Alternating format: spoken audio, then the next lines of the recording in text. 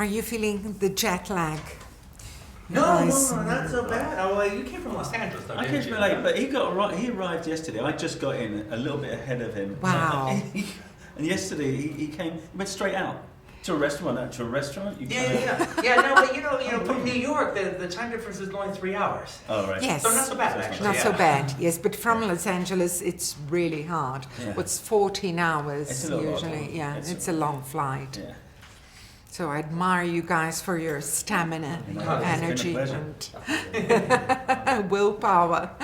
Pauline. All right, so Quentin, Tim, it's a pleasure to be with you guys. And, well, for years now, people have been saying the Western is dead.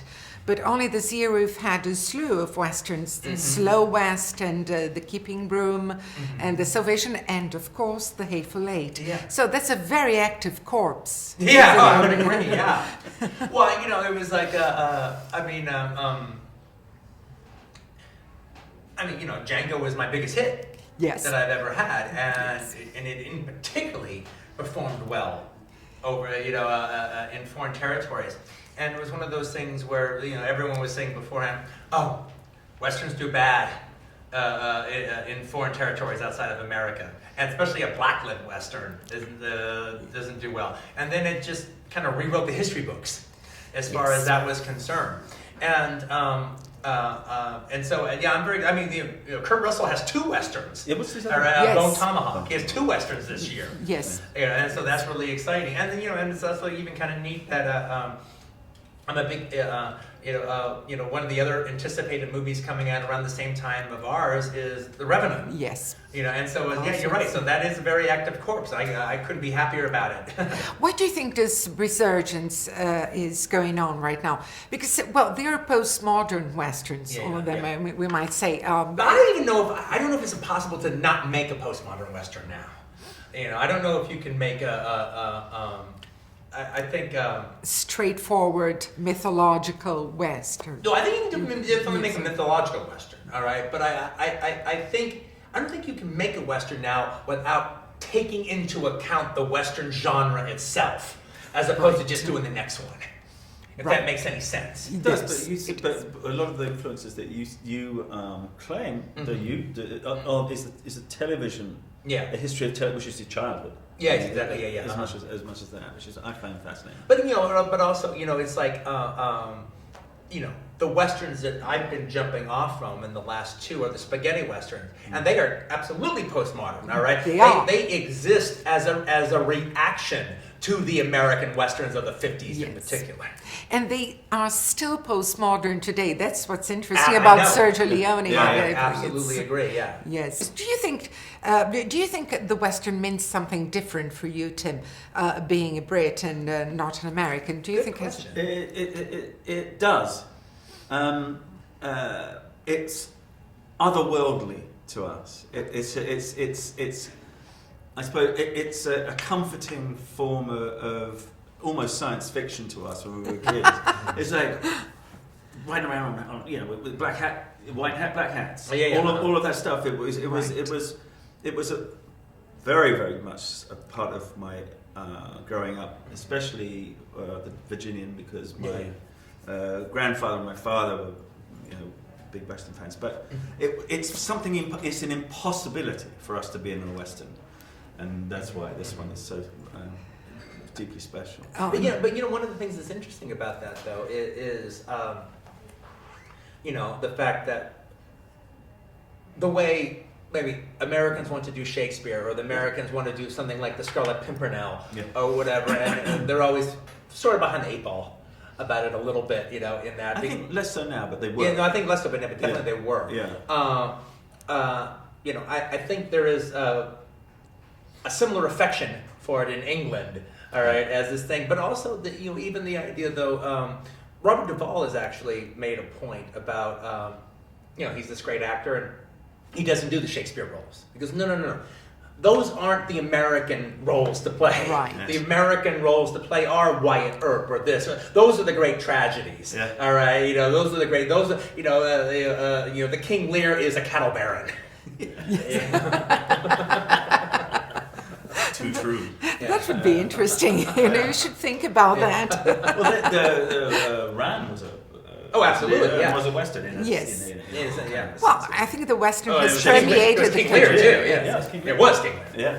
It's permeated the culture in so many ways that you can have westerns on motorcycles. You can have westerns in in Scandinavia. Just saw a great one. Oh, really? Yes. In Order of Disappearance with Stellan Skarsgård. wow. Yeah, highly I recommend can see him it. being actually very good in a western. Yeah. Yes. And, Well, there's been some magnificent Australian westerns. there are, Yeah. yes. I've been keeping up with them as much as I love westerns. Yeah. You know, my ringtone is Ennio Morricone. It's the good and the bad. Ah, there you go. I'm a Lady big for my own. fan. I'm really a big fan. Do you have any favorite westerns? I mean, from I'll back get mine out from of the back way. when. Because he called it earlier and he just put me to shame. Mine would be Once Upon a Time in the West. Yes. And Red River over here too. But he called it. Yeah, but actually, I could do my two. All right. All right. Yeah. I could do the, Or three, I could do a lot. All right, but my major and then my minor. Okay, go. All right. To me, it's Good, Bad, the Ugly. To me, that's my favorite movie of all time. Yes. All right, and to me, the scene in the bull ring surrounded by the gravestones is what other people consider the bone in the air in 2001. That's my favorite piece of cinema ever. And my minor would be also a Howard Hawks movie, but it would be Rio Bravo. Oh wow. Oh, Rio Bravo. Okay, yes. Well, mine would be Liberty Valance. I think. Yeah. My minor. Yeah. My major is Once Upon a Time in the West. Yeah. And the reason I choose Good, the Bad, and the Ugly a little bit more. That's interesting. Is because it's funnier. Okay. I think it's funnier. I do think the set piece is uncomparable at the end, and it has that dominating Eli Wallach performance. It has a wonderful performance. When you're making a Western nowadays, do you think it's important, that's for both of you guys, do you think it's important that it somehow echoes the time, the present time? Do you think it's a way to rehash historical values and preconceptions and the mythology? Do you think that's necessary, or that's as far from your mind when you're doing it as? Well, I don't think it's necessary. It can just be about the story of what's going on and the characters. I don't think it's not necessary. It's not necessary. And if you're trying to do that too much. I mean, if that is your intention from the very get-go, that that's what you're trying to get across, it can be way too didactic. And in particularly in the late 60s, early 70s, some of those movies tripped all over themselves. Yes. As far as that. Something like Till 'Em Willie Boys here is so obviously about like Black Panthers and the unrest but done through these Indians, or they're obviously supposed to be standing in for black outlaws at that time, yet they don't mind having Catherine Ross playing Indian. All right, Not a problem. then it gets a little, it's a little too much. All right. However, one of the interesting things about westerns is they really do reflect the decades in which they were made. The time in Hollywood where westerns were at their most popular was the 50s, and those westerns reflected an Eisenhower America in every shape and form. Just even coming from the idea that there was American exceptionalism was at its highest. We had become victors in World War II. The general of that war was our president. There was a time of prosperity, the birth of the suburbs, and law and order was a very big aspect of the world, and the westerns reflected that. All right, the heroes of most 50s westerns, they were not complicated. No. They were town tamers. They were about law and order. They weren't cool. They were too busy being upright to be cool. But then, as the 60s, the late 60s went into the 70s, then you had the spaghetti westerns. All right, that took a surreal approach to everything. Violence and greed became a much more important aspect of it. The anti-hero was developed. And if you think about the Westerns of the 50s, the closest thing to anti-heroes being the lead was never the lead, it was the second lead. All right, it wasn't Burt Lancaster's Wyatt Earp. It was Kirk Douglas's Doc Holliday, who now you look at and he's obviously the coolest guy in the movie. Yes. But then, going into the 70s, even further, then you had the myth tearing down westerns, where all these heroes and myths that you'd learned to idolize in the 50s were shown to be bums and ripping the scabs off. And those were pretty much the Watergate westerns.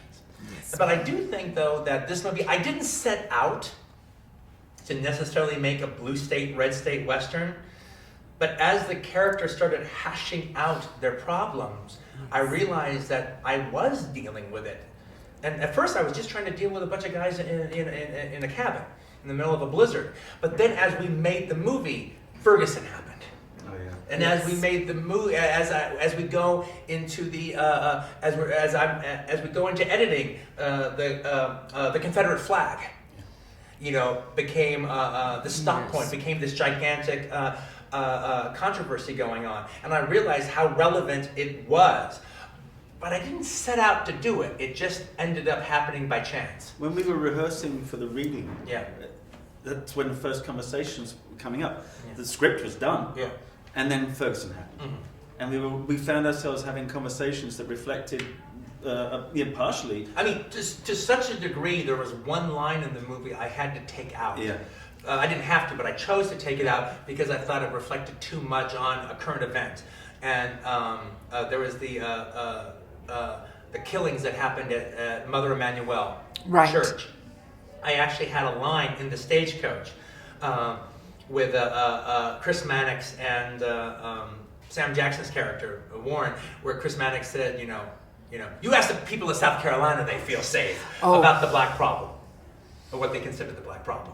And I actually took it out because it was just too. Yeah. It brought up something. You couldn't help but think of something that I didn't want you to think about. It would have looked as if you had written it after the fact and not before. Or even just the fact that you would flash on that, which is not what I want you to flash on. Right. At that moment, yeah. Right. But that's interesting what you mentioned, Tim, because a script, of course, comes alive once it's being enacted by the actors in a set. Yeah. It takes on different shades. Do you think that that happened a lot in this movie in particular, in The Hateful Eight in particular? I think it did. I think it did. I mean, with regards to Ferguson and the Confederate flags, purely by chance. The script never changed, really, apart from what you were saying there. Yeah. But we all thought, we all had our individual movies in our heads as actors of what this was going to be. And then we started to rehearse it, and then that changed it some. And then when we shot it, that changed it some.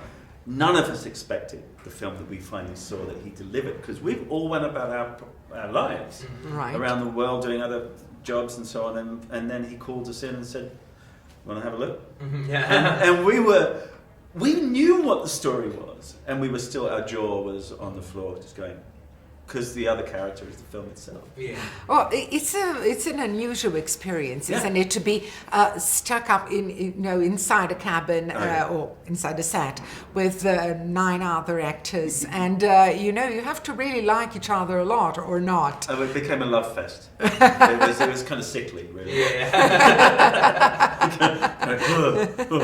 You really have to get on. Is that a concern when you're casting, Quentin? I mean, you're going to keep those people together, for the longest time, weeks on end. Well, it's like, first things first, you're trying to put the right actor with the right character and make sure that they're cast well and they can that it's good casting. They can bring out the different nuances of the character.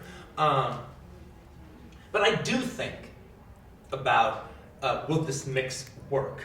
Yes. Will they work well with each other? I don't want selfish people, right, to get in the way, because it actually has to be a giving experience, and I want everyone to get along well. And also, I just don't really go with the whole idea that somebody's a prick, somebody's this, but that's okay because they're worth it. No. There's enough good people out there who are terrific. And by the way, that all comes down to professionalism at the end of the day.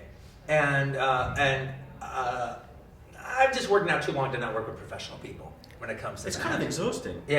If people are being dicks in that way, it's just tiring.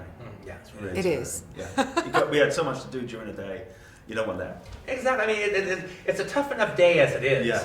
You know, when everyone gets along and everyone knows what they're doing and everyone's on the same page. Yeah, you don't need an ego flashing No. out. Guys, they're cutting me off. It's been a pleasure. You're getting the vaudeville, huh?